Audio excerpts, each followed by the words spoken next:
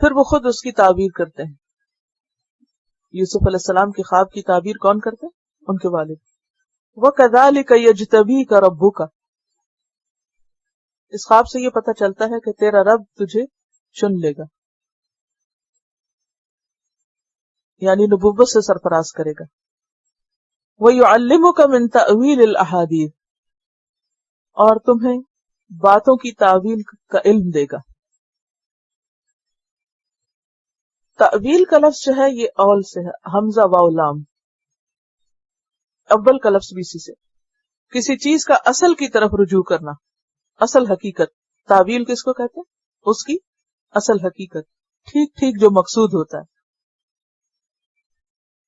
یعنی اصلی غایت، مقصد کیا اس بات کا، مراد اس سے کیا ہے. اور احادیث کا لفظ جو ہے یہ حدیث کی جمع ہے. حدیث کہتے ہیں بات کو، کہانی کو، ہر وہ کلام جو انسان تک پہنچ سکے، خواہ وہ سننے کے ذریعے یا پھر ذریعہ وحی یا خواب یا بیداری کی حالت میں، سب چیزیں احادیث ہوتی ہیں. ہر وہ کلام، کیونکہ حدیث کا معنی آپ کو سمجھنا ضروری ہے. حدیث سے مراد صرف حدیث رسول صلی اللہ علیہ وسلم ہی نہیں ہوتا، قرآن کے لیے بھی لفظ حدیث آتا ہے. اللہ نزل احسن الحدیث، اللہ نے سب سے بہترین بات اتاری ہے. تو حدیث سے مراد کیا ہے؟ بات، کلام، ہر وہ کلام جو انسان تک پہنچے، خواہ وہ سننے کے ذریعے، خواہ وہ وحی کے ذریعے، خواہ وہ خواب کے ذریعے، کوئی بھی ذریعہ ایسا ہو کہ جس سے ایک بات انسان کے پاس آئے، کو واقعہ، کو خبر. تو تعویل یہ ہے کہ انسان اس بات کو سن کر اس کا اصل مقصد سمجھ آئے. اب دیکھیں کہ لوگ مثلاً آپ سے کوئی آ کے ملتا ہے، آپ کو کوئی بات سناتا ہے، کسی کی کوئی بات کرتا ہے، کوئی قصہ سناتا ہے، کوئی آپ کو فون کرتا ہے، کال کرتا ہے، کوئی بات آپ سے کرتا ہے، کوئی شخص کسی اور کا قصہ آپ کو سناتا ہے، یا کچھ آپ پڑھتے ہیں. اب اس میں کیا ہوتا ہے؟ کبھی تو آپ بات سنانے والے کا مطلوب اور مقصود جان لیتے ہیں، اور کبھی آپ کو نہیں سمجھ آتی کہ اس نے بات کیوں کہی، اپنی کم علمی کی وجہ. لیکن کچھ لوگ دوسروں کے مقابلے میں اس میں بہت اچھے ہوتے ہیں. مثلاً ایک مجلس کے اندر ایک بات کہی جاتی ہے، لیکن ہر شخص اس کو کس طرح لیتا ہے؟ اپنی عقل سمجھ کے مطابق. کچھ لوگوں کی عقل گہری ہوتی ہے، سمجھ یعنی تھورو ہوتے ہیں، وہ بات کی تہہ تک پہنچ جاتے ہیں کہ کہنے والے نے بات کہی کیوں ہے، کس مقصد سے کہی، اور یہاں اس بات کے کہنے کا کیا مطلب، اور اس وقت اس کو کہنے سے کیا مراد اور مطلوب ہے، اور اس انداز میں کیوں کہا گیا. جبکہ دوسروں کو کچھ سمجھ نہیں آتی کہ وہ سمجھتے بس چند الفاظ سے جو دہرائے گئے اور بات ختم. اور اس میں صحابہ کرام کے بیچ بہت سارے واقعات ہیں. مثلاً مختلف خوابوں یا آیات کے نزول کی وجہ سے حضرت ابوبکر کو پتہ چل گیا کہ آپ صلی اللہ علیہ وسلم کا آپ کی وفات قریب ہے، لیکن دوسرے صحابہ کو نہیں سمجھ آئی. جب یہ سورت نازل ہوئی تھی، اذا جاء نصر اللہ والفتح، حضرت ابوبکر رونے لگے، حالانکہ اس میں کیا تھا؟ فتح کی خوشخبری. وَرَأَيْتَ النَّاسَ يَدْخُلُونَ فِي دِينِ اللَّهِ أَفْوَاجًا، واو، اتنی بڑی کامیابی، سب لوگ مسلمان ہو گئے. لیکن حضرت ابوبکر رونے لگے کہ مشن مکمل ہو گیا، جدائی کا وقت آ گیا. تو یہ کیا ہے؟ تعویل الاحادیث.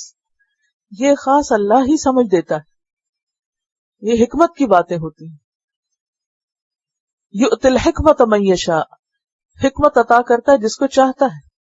ومن یؤت الحکمت فقد اوتی خیرا کثیرا، اور جس کو حکمت اور دانائی مل جائے اس کو بہت بڑی خیر مل جاتی. اور بعض اوقات آپ نے دیکھا ہوگا کہ جن لوگوں کو ایسی سمجھ ملی ہوتی ہے، اگر اس کو ڈائریکشن نہ ملے تو ان کی زندگی میزریبل بھی ہو جاتی ہے، کیونکہ وہ اوپر کی سطح سے نیچے چیزوں کو دیکھ رہے ہوتے ہیں، ظاہر سے باطن کی طرف جا رہے. تو غیب کا علم نہیں ہوتا، اسے مکس نہ کیجیے. مثلا حضرت ابو ہریرہ رضی اللہ تعالیٰ عنہ ایک دفعہ بہت شدید ان کو بھوک لگی، تو وہ کھڑے ہو گئے کہیں، اور انہوں نے حضرت ابو بکر سے کچھ پوچھا، حضرت عمر سے کچھ پوچھا، لیکن کسی نے ان کی بات نہ سمجھی. تو اتنے میں حضور صلی اللہ علیہ وسلم گزرے، ان سے بھی انہوں نے وہی بات پوچھی، وہ کوئی مسئلہ پوچھ رہے تھے، تو ان کو فوراً سمجھ آ گئی. تو ان کہا کہ تمہیں بھوک لگی. आओ मेरे साथ. अब ये दूसरों को क्यों नहीं समझ आती, जो कुछ लोगों को समझ आ जाती है कि दूसरा क्या चाह रहा है. इंटरेस्ट की बात भी होती है, कुछ लोगों में इंटरेस्ट ज्यादा होता है, कुछ को नहीं होता. कुछ लोग इंसानों के ज्यादा खैर खा होते हैं, तो उनकी उस खूबी की वजह से उनको और ज्यादा हिकमत अता कर देता है. तो जिसके अंदर इखलास होता है, सिंसियरिटी होती है, तड़प होती है लोगों के लिए, कुछ करने का जज्बा होता है, तो अल्लाह ताला उनको ये दौलत अता कर देते हैं. इनके 11 भाइयों के पास वो नहीं था जो यूसुफ अलैहिस्सलाम के अंदर था, हालांकि एक बाप की औलाद थे वो सब. तो ये अल्लाह की देन है, जिसे चाहे दे. यहाँ पर यही कहा गया वयुअल्लिमुका मिन तावीलिल अहादीस. ये सिर्फ ख्वाबों की ताबीर का इल्म नहीं है. हदीस की वजाहत इसीलिए मैंने की कि हर वो कलाम जो इंसान तक पहुंचे, हर वो बात जो आप तक पहुंचे, वो अहादीस होती है. और तावील क्या, उस बात की तह तक पहुंचना कि कहने वाले ने किस मकसद से कही है, किस चीज की तरफ इशारा है. तो जब इंसान इल्म हासिल करता है, अल्लाह से ताल्लुक रखता है, उसके अंदर इखलास होती है, सिंसियरिटी होती है, तो उसके अंदर एक रोशनी आती है. उस रोशनी में वो बहुत कुछ देखता है. आपने देखा होगा कि बाज़ वक़्त आप किसी शख्स से बात करते तो यूं महसूस होता है जैसे वो आपकी बात समझ रहा है, और कुछ लोगों से आप सर फोड़ बैठे, वो नहीं समझते कि आप क्या कहना चाह रहे हैं. वो उसको कुछ और ही रंग देते जाएंगे, किसी और ही तरफ ले जाते जाएंगे. हालांकि बाज़ वक़्त तो बहुत बड़ी बड़ी डिग्रियां भी रखते हैं, फिर भी नहीं समझ होती. बस वो उस अपने मखसूस फील्ड में तो बहुत कुछ जानते हैं, उसके अलावा कुछ नहीं जानते. तो ये दरअसल अल्लाह की देन होती है, अल्लाह की अता होती है. तो इसीलिए वो फरमाते हैं वयुअल्लिमुका मिन तावीलिल अहादीस, वो तुझे सिखाएगा बातों की तह तक पहुंचना. वयुतिम्मु निअमतहु, और वो तमाम करेगा अपनी नेमत को. और नेमत से मुराद यहाँ नबुव्वत है. अलैका, तुझ पर, व अला आली याकूब, और आले याकूब पर, याकूब अलैहिस्सलाम की औलाद पर भी. कमा अतम्महा, जैसे उसने तमाम किया, अला अबवई का, तेरे वालिदैन पर, मिन कब्ल, इससे पहले, इब्राहीम व इसहाक, इब्राहीम और इसहाक पर. यानी जिस तरह अल्लाह ने इब्राहीम और इसहाक अलैहिस्सलाम को इस नेमत से नवाजा था, इसी तरह अल्लाह तुझे भी इस नेमत से नवाजेगा. यानी कौन सी नेमत? नबुव्वत की नेमत. इन्न रब्बका अलीमुन हकीम, बेशक तेरा रब इल्म वाला है, हिकमत वाला है. यानी खूब इल्म रखता है, खूब हिकमत वाला, खूब जानता है कि नबुव्वत का मुस्तहिक कौन है. इसी तरह आप देखिए कि मसलन कुरान बहुत लोग पढ़ते हैं, बहुत लोग पढ़ाते भी हैं, लेकिन बात वही होती है, किसी के बताने से समझ आ जाती है और किसी के बताने से समझ नहीं आती. हालांकि उसमें बहुत सारी कोटेशंस होती हैं, बहुत सी दलीलें होती हैं, बहुत कुछ होता है, लेकिन समझ ये नहीं आती कि लिखा हुआ क्या है, ये किस चीज का फर्क होता है. हदीस का लफ्ज देखिए, कुरान के लिए भी आता है, हदीस के लिए भी आता है, हदीस रसूल सल्लल्लाहु अलैहि वसल्लम के लिए भी आता है, आम बातों के लिए भी आता है, ख्वाब के लिए भी आता है. तो तवील अहादीस यानी अल्लाह की किताब को समझने की सलाहियत या उसका लेवल भी हर शख्स का फर्क होता है. ठीक है ना.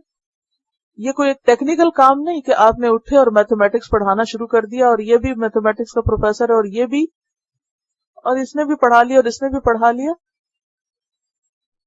कुरान की समझ और कुरान के अंदर गहराई का इल्म, ये भी अल्लाह की देन होती. अब इसके लिए करना क्या चाहिए? सिर्फ कुरान को रट लेना, या सिर्फ तर्जुमा याद कर लेना, या सिर्फ कुछ तफसीरें पढ़ लेना और उसकी बिना पे समझना कि हम बहुत बड़े अल्लामा बन गए, ये काफी नहीं है.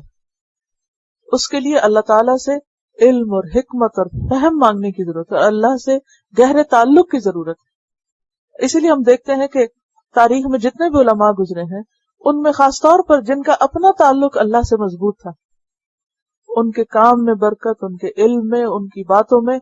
हदीस की किताबें बहुत से लोगों ने लिखी, लेकिन जो इमाम बुखारी ने लिखा, और जिस तरह उन्होंने एक एक बाब को एक नाम दिया, टाइटल दिए, उससे इमाम बुखारी की समझ बूझ का अंदाजा होता है. बाज़ वक़्त ऊपर और नीचे जो टाइटल वो देते हैं और नीचे हदीस का ज़ाहिरी टेक्स्ट बिल्कुल फर्क नजर आता है. اور اس کا کنیکشن ڈھونڈنا پڑتا ہے، پھر جا کے سمجھ آتی او اچھا اس وجہ سے امام بخاری اس عنوان یا موضوع کے تحت یہ حدیث لے کر آئے، جبکہ وہ حدیث کسی اور کتاب میں بالکل کسی اور جگہ پر پڑی ہوگی۔ تو ہر شخص کی جو سمجھ کا لیول ہے، کوئی یہاں سے یہاں تک دیکھتا ہے، کوئی وہاں تک دیکھتا ہے، کوئی وہاں تک دیکھتا ہے، یہ وہاں تک دیکھنے کی صلاحیت صرف وہ دیتا ہے، انسان نہیں دیا کرتے کسی کو۔ اور یہ کہنا فلاں کی مجھ پر نظر ہو گئی تو اس وجہ سے میرے ساتھ مجھے یہ علم و حکمت مل گئی، سب غلط باتیں۔ یہ ساری عنایت اللہ کی ہوتی، یہ اس کی نعمت ہوتی۔ وَيُعَلِّمُكَ مِن تَأْوِيلِ الْأَحَادِيثِ وَيُتِمُّ نِعْمَتَهُ عَلَيْكَ وَعَلَىٰ آلِ يَعْقُوبَ، اور اس طریقے سے اللہ تعالیٰ تجھے چنے گا، تجھے احادیث کی تعویل بھی دے گا، یعنی ان سب چیزوں کا علم بھی عطا کرے گا، اور اپنی نعمت کا تم پر اتمام کر دے گا۔